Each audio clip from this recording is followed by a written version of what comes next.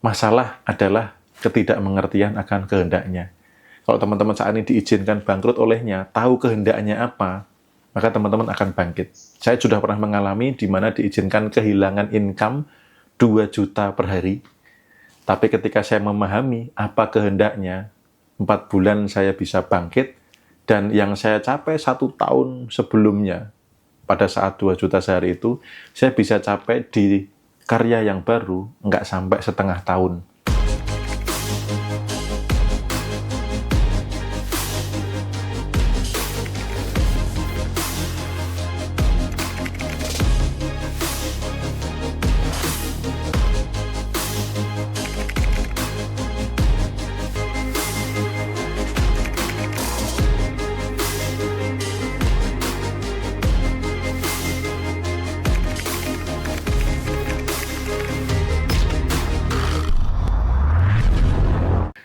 Kesadaran-kesadaran seperti itu membuat kita itu nggak mengizinkan sakit itu masuk.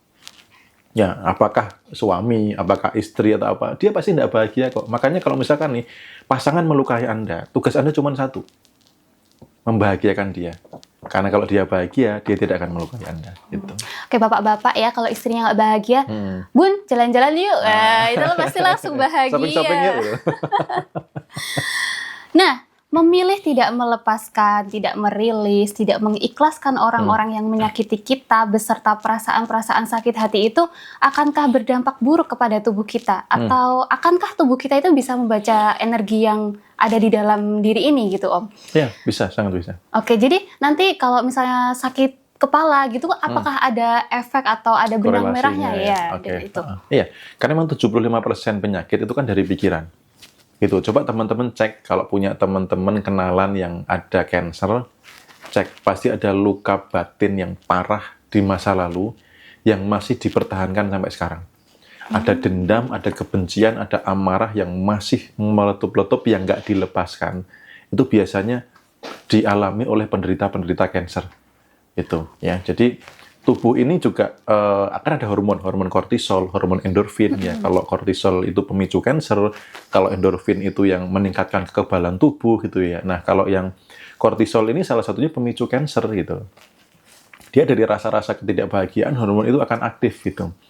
Jadi sangat ada korelasinya. Nah, kenapa sih melepas? Karena dari kecil kita didiknya menahan. Gitu. Mau nangis, cowok kok nangis gitu. Gitu aja nangis gitu. Gak boleh nangis. Jadi rasa itu dipendam. Nah, rasa yang dipendam terus-menerus kan tiap hari bisa jadi ada luka baru ya, dipendam lagi. Itu tinggal nunggu bom waktu kok. Dan itu bisa dikatakan disebutnya orang-orang sumbu pendek. Kepicu sedikit meledak, kepicu sedikit meletup, kepicu sedikit langsung nggak karu-karuan gitu. Nah, maka beberapa latihan harian itu banyak yang melepas. Ya, disadari, diakui, diterima, lalu dilepaskan. Supaya apa? Supaya lapisan-lapisan emosi level bawah ini mulai terlepas, sehingga kita masuk ke dalam repent. Karena repent ini kan kembali ke penthouse. Kalau kita sudah di penthouse, kehidupan yang melayani kita. Kita hidup di dalam mekanisme semesta. Nah, rasa luka yang dipertahankan, kebencian, amarah, dendam, itu adalah rasa-rasa kekurangan. Rasa kekurangan menarik kekurangan. Rasa kelimpahan menarik kelimpahan. Maka PR-nya adalah melepas. Ini ada garis lurusnya juga ke vibrasi. Yang dulu ketika saya belajar ilmu vibrasi, ada sebuah kebenaran bahwa kemiskinan adalah vibrasi force. Awalnya saya nggak percaya. Tapi setelah saya amati, orang-orang bervibrasi force, berenergi rendah, yang nyimpen emosi-emosi level bawah, rata-rata ekonominya nggak bagus. Gitu. Tapi orang-orang yang mampu melepas, itu ternyata hidupnya masuk dalam kelimpahan. Gitu. Dapat hoki, dapat keajaiban, keberuntungan, dilayani semestanya itu benar-benar luar biasa. Sesuai dengan konsep buku di awal ini terkait penjelasan kenapa sih repent, apa sih penthouse, itu benang merahnya. Jadi disiplin melepas emosi level bawah gitu. Oke. Nah, dalam bab ini Om Bimo menekankan pentingnya mendoakan orang-orang yang pernah menyakiti kita juga ya, Om. Kenapa menurut Om Bimo doa itu sangat penting dalam proses penyembuhan atau melepaskan perasaan negatif yang ada ini, Om? Ya, kenapa sih ini doa itu lebih ditekankan ke orang-orang yang menyakiti juga gitu ya, yang pernah sulim, pernah menyakiti gitu. Karena kadang memaafkan saja tidak cukup. Harus sampai ke tahap mengampuni. Nah, kalau sudah mengampuni, mendoakan. Itu. Tujuannya supaya teman-teman tuh benar-benar lukanya tuh lepasnya tuh benar-benar totalitas. Gitu. Saya pernah membersamai salah satu terapi inner child. Waktu itu saya sedang berpartner sama sahabat saya. Selesai terapi inner child, saya minta satu hal. Teman-teman ingat, coba siapa saja yang pernah zolim, pernah menyakiti, pernah merugikan, menipu, ingat-ingat mereka, doakan mereka, kemudian dengan setulus-tulusnya, lalu banyak yang mengalami terobosan kehidupan yang luar biasa. Karena rasa-rasa itu menyelimutin keajaiban, keberuntungan, nutup gitu loh. Kita menjadi tidak layak mendapatkan rezeki yang tidak disangka-sangka tadi karena kita masih berada di frekuensi rendah gitu loh, di emosi-emosi level bawah. Makanya, kenapa sih mendoakan gitu loh? Supaya benar-benar totalitasnya itu kita benar-benar nggak cuma sekedar baik. Apa sih ciri-ciri baik sama orang? Ya salah satunya kan mau mendoakan kan gitu. Mendoakan yang baik-baik. Sehingga itu sebagai indikator kita nggak cuma hanya memaafkan. Dan satu kebenarannya di dalam quote yang halaman terakhir bab hari ke-6 ya. Doa kebaikan untuk orang-orang yang pernah menyakiti kita, mau tidak mau, suka tidak suka, itu akan kembali kepada kita. Jadi kalau teman-teman mendoakan orang yang pernah zolim, pernah menyakiti, pernah menipu, mau nggak mau, suka nggak suka, doa itu kembali untuk Anda. Jadi doakan seterus-terusnya, karena itu doa juga untuk Anda. Gitu. Nah, begitu ya teman-teman. Yang terakhir nih Om Bimo. Bagi orang yang merasa sulit untuk melepaskan beban emosional akibat rasa sakit dari pengkhianatan atau kekecewaan, apa pesan Om Bimo agar mereka bisa mulai menemukan kedamaian dalam diri mereka, terus bisa memaafkan juga? Ini pesannya dari Om Bimo apa nih? Pesannya lakukan latihan hari ke-6. Karena petunjuknya ada di situ. Gitu. Jadi teman-teman ada kesadaran baru dulu. Karena kalau belum ada kesadaran baru, kita sulit melakukan hal baru. Ngapain harus mendoakan orang yang zolim gitu loh? Ngapain harus bisa nerima mereka, memaafkan mereka gitu loh? Karena nggak ada kesadaran baru. Kalau ada kesadaran baru, maka itu akan mudah. Nah, kesadaran itu diambil dari apa yang saya tulis di dalam sini, gitu. Karena kalau saya bacakan nanti nggak selesai-selesai. Sebelum kita beralih ke hari selanjutnya, kalau misalnya Mei udah punya buku Om Bimo, sudah baca, gitu kan? Itu kira-kira Mei bisa nggak dibimbing langsung oleh Om Bimo, mungkin secara online atau offline gitu, Om? Ya, jadi teman-teman kan sebelumnya juga banyak yang nanya, Om Bimo kapan ada kelas online? Saya selalu bilang, kalau buku saya belum jadi, saya tidak akan bikin kelas apapun, kecuali meditasi ya. Nah, maka saya kemarin juga sampling, datang ke salah satu Koma Live teman-teman gitu ya, yang sudah beli buku, ternyata ada yang belum bisa memahami betul. Gitu, karena saya aja kalau baca buku nih, dalam misalkan satu halaman gitu ya, pas halaman ini pikiran saya lompat kemana, saya harus ngulang lagi. Jadi baca buku itu bukan sekedar kapan selesainya, seberapa cepat selesai, enggak. Tapi seberapa teman-teman paham dan tahu bagaimana mempraktekkan. Nah, ternyata dari beberapa yang sudah baca, baru 1-2 orang. Atau saya bisa sampaikan baru 1 orang yang memahami betul contoh kebenaran di hari pertama. Nah, makanya saya membuat kelas online untuk membantu teman-teman memahami isi buku. Jadi kalau teman-teman misalkan pengen saya bersamai 21 hari bareng teman-teman yang lainnya, teman-teman bisa ikut kelas online. Nanti saya terjemahkan bab per bab, saya berikan voice note, gambar, ataupun video untuk teman-teman mampu meresapi dari inti bab, kemudian bagaimana prakteknya. Gitu. Karena kalau sendiri kadang prakteknya kan bisa nunda-nunda ya gitu. Kadang ngantuk juga nih Om. Nah, tapi kalau bareng-bareng, oh iya, ada yang ngingetin gitu. Bahkan nanti di tengah-tengah hari akan saya ingetin. Ayo di bab hari pertama kan harus connect dengannya. Nah, sudah connect lagi belum nih? Atau sudah meleset ke duniawi lagi gitu. Nah, itu itu diingetin gitu loh. Jadi teman-teman prakteknya akan jauh lebih maksimal. Karena kalau buku ini dipraktekkan dengan maksimal, saya optimis kok ada perubahan besar dalam kehidupan sebelum 21 hari. Gitu. Karena ini sudah menjadi janjinya. Ya, barang siapa bertakwa, barang siapa mengutamakannya dan lain sebagainya itu bukan saya yang janjiin ya, tetapi saya meyakini, saya percaya 1000% apa yang ditulis olehnya di dalam kitab-kitab, Tuhan tidak pernah salah tulis, tidak pernah gagal menepati janji. Dia Tuhan yang Esa dulu, sekarang dan selamanya sama. Kalau dulu tulisan itu berlaku, sekarang pun juga berlaku untuk kita semua gitu. Jadi teman-teman yang belum punya bukunya bisa di-check out dulu ya, bisa cek TikTok shop-nya dari Om Bimo, terus dibeli. Nah, kira-kira kelas terdekat ini kapan Om? Kelas terdekatnya nanti tanggal 1 Februari ini. Pendaftaran sudah bisa dimulai, nanti mulainya sejak tanggal 31 ya. Tanggal 31 sudah saya berikan arahan-arahan bagaimana melakukan hari pertama. Nanti hari pertama saya berikan juga ngingetin di hari pertama apa saja, lalu persiapan mempraktekkan hari kedua sampai 21 hari. Berada di grup Telegram secara online. Kemudian nanti ada 1 kali Zoom. Nah, di luar itu teman-teman juga beberapa sudah banyak yang menanyakan, bahkan tadi Mar bilang ada yang mau daftar kelas offline. Nanti sabar ya, karena kelas offline kemungkinan besar minggu terakhir di bulan Februari. Kalau kelas offline nanti sudah banyak yang di luar buku ini, tetapi ada beberapa yang masih saya bahas, hanya akan lebih banyak ke membahas tentang energi. Itu mungkin di next podcast kita akan bahas struktur kelas offline seperti apa supaya teman-teman paham betul mau ngapain sih di kelas offline gitu. Saya pengen salah satunya adalah supaya teman-teman mengalami kehidupan ini simple kok. Kehidupan ini simple, kehidupan ini sederhana, sebatas bagaimana kita menggerakkan sebuah energi.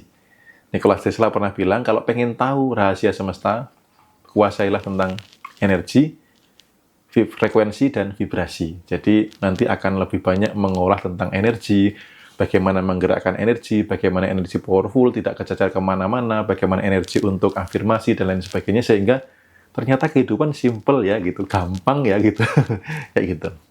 Teman-teman yang punya pertanyaan tentang kelas online atau tentang buku nanti bisa ditanyakan di komentar langsung karena ada admin kita yang standby membalas ya. Untuk pendaftaran juga nanti bisa ditanyakan langsung di situ. Oke, next untuk hari ke-7 adalah mensyukuri profesi saat ini, menghargai anugerah perjalanan hidup. Bisa dijelaskan Om tentang makna dari mensyukuri profesi saat ini? Ya, jadi gini, dulunya seperti ini, saya itu berasal dari pekerjaan pertama saya adalah gajinya itu cuma 12.000 per hari. Dulu saya di Cianjur, kerja di salah satu villa perhotelan. Saat itu saya di bagian office, di bagian departemen business center. Gaji saya di 2006 itu hanya 12.000 per hari. Ya, kemudian 3 bulan naik jadi 14.000. Lalu bulan ke-6 saya pindah ke Jepara. Saya menjadi penjaga sekolah ya, teman-teman tahu penjaga sekolah ya. Ya tukang bersih-bersih, potong rumput dan lain sebagainya itu selama 1 tahun. 2007 sampai 2008. Gaji saya 750 saat itu per bulan sebagai penjaga sekolah. Lalu saya masuk ke minimarket terbesar di Indonesia, kalau nggak si merah ya si biru ya, dari 2008 itu sampai 8 tahun, 2016 saya resign, jabatan terakhir itu supervisor. Gitu. Nah, profesi kita saat ini bukan berarti akhir. Teman-teman, apapun kerja saat ini, atau sebagai ibu rumah tangga, itu bukan akhir. Ya, saya di dalam bab 7 itu saya ingin menyampaikan bahwa profesi Anda saat ini itu bukan akhir dari segala-galanya. Anda masih bisa berpotensi untuk berubah, untuk meningkat dalam kehidupan. Jadi jangan menganggap bahwa, oh saya gaji saya cuma sekian, lalu udah nggak bisa kaya. Enggak. Saya mengalami dari 12.000 sehari, 750.000 sebulan. Dan di sini saya juga khusus tuliskan buat orang hebat, yaitu adalah ibu rumah tangga. Saya spesifikkan di sini karena banyak sekali yang merasa ketika ibu rumah tangga itu seolah-olah bukan profesi hal yang layak untuk dihargai, apalagi misalkan seorang suami gitu ya, menganggapnya kok ibu rumah tangga itu hanya sebelah mata gitu loh. Padahal, wah, perjuangan atau pengorbanan atau kesibukan ibu rumah tangga itu sangat luar biasa. Saya ingin mengangkat teman-teman yang sebagai ibu rumah tangga, jangan pernah berkecil hati. Anda punya profesi yang luar biasa dan Anda berperan juga menarik rezeki. Mungkin Anda nggak ikut keluar nyari uang, tapi doa Anda itu berdampak menarik rezeki.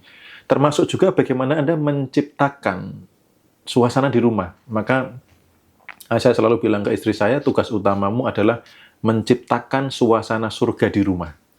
Gitu. Bagaimana anak, bagaimana dia, bagaimana saya, itu ketika rumah itu seolah-olah kita berada di dalam surga. Kemanapun saya pergi, yang saya kangeni adalah rumah, yang saya kangeni adalah pasangan, gitu. Karena rumah itu sudah seperti surga. Nah, ibu rumah tangga ini punya kewajiban yang luar biasa, ya, yang mungkin teman-teman kalau belum menyadari, yaitu adalah bagaimana menciptakan suasana surga di rumah.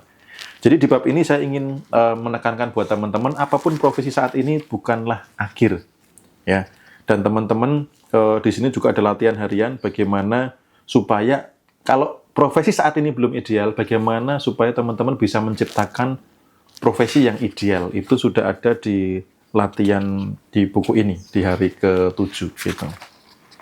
Begitu ternyata. Nah, statement Om Bimo di bab ini itu menyoroti mengatakan begini, Tuhan tidak pernah menempatkan kita dalam situasi yang sia-sia dan kesuksesan yang kita alami di masa lalu adalah batu loncatan untuk kesuksesan yang lebih besar di masa depan. Yang jadi pertanyaan May, dulu sukses, terus sekarang baru stagnan di posisi dalam tanda kutip di bawah ya. Apakah kita harus yakin posisi kita yang sedang di bawah saat ini akan membawa kita pada kesuksesan yang lebih mentereng nih daripada masa lalu, Om? Pasti, tergantung prasangkanya ya. Makanya godaan orang yang sedang di bawah itu jangan dominan menyoroti kehidupan yang sedang di bawah. Contoh saat itu ada yang telepon saya, Om saya lagi bangkrut, saya habis ditipu. Besok telepon lagi sama, saya lagi bangkrut, saya habis ditipu. Bahkan saat ketemu pun, masih saya itu sedang terpuruk, saya habis ditipu, saya bangkrut. Saya sekarang sedang bangkrut. Pertanyaan saya pertama apa? Saran saya, Pak kalau mau berubah, bisa nggak berhenti mengatakan, saya sekarang sedang terpuruk, saya sekarang sedang bangkrut. Karena kalau dari kata-kata itu, besok cerita sama orang lain, ceritanya apa?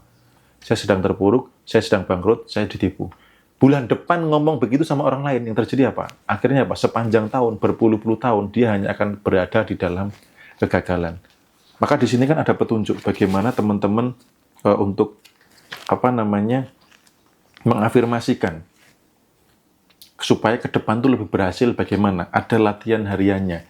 Karena kalau teman-teman tidak berhenti dari atensi saat ini yang terpuruk, teman-teman tidak bisa masuk ke pencapaian lebih berhasil lagi. Dan saat ini terpuruk pun, kalau teman-teman memahami kehendaknya, teman-teman akan tahu bahwa itu sebenarnya pintu jalan masuk atau kepingan puzzle untuk hidup yang luar biasa. Maka di podcast sebelumnya kan saya sempat bilang bahwa masalah adalah ketidakmengertian akan kehendaknya. Kalau teman-teman saat ini diizinkan bangkrut olehnya, tahu kehendaknya apa, maka teman-teman akan bangkit. Saya sudah pernah mengalami di mana diizinkan kehilangan income 2 juta per hari.